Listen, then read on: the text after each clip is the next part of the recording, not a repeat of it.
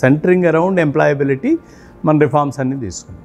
యాక్చువల్గా సీఎం గారు ఫీల్ అయింది ఏంటి, 2019లో సీఎం అవుతూనే పిలిపించారు.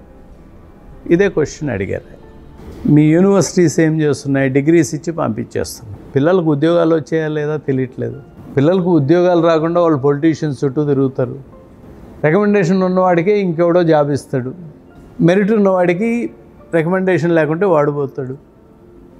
ఇవన్నీ ఎందుకు జరుగుతున్నాయి? మీరు యూనివర్సిటీసు కాన్ఫిడెంట్ ఇండివిజువల్స్ని ఎందుకు తయారు చేయలేకపోతున్నారు? Is it not your job? మీరు ఇన్ని లక్షల డిగ్రీలు ఇచ్చామని చెప్పుకోవటం కాదు, ఇన్ని లక్షల హై క్వాలిటీ డిగ్రీస్ ఇచ్చామని చెప్పుకోవడం యూనివర్సిటీ లక్షణం అవుతుంది అని చెప్పి సర్టన్ ఇన్స్ట్రక్షన్స్ ఇచ్చారు. దాంట్లో ఏంటంటే one of the instruction 1 year కంపల్సరీగా ఇంటర్న్షిప్ ఉండాలి పిల్లలకి, 1 year ఆన్ జాబ్లో ట్రైనింగ్ కావాలి.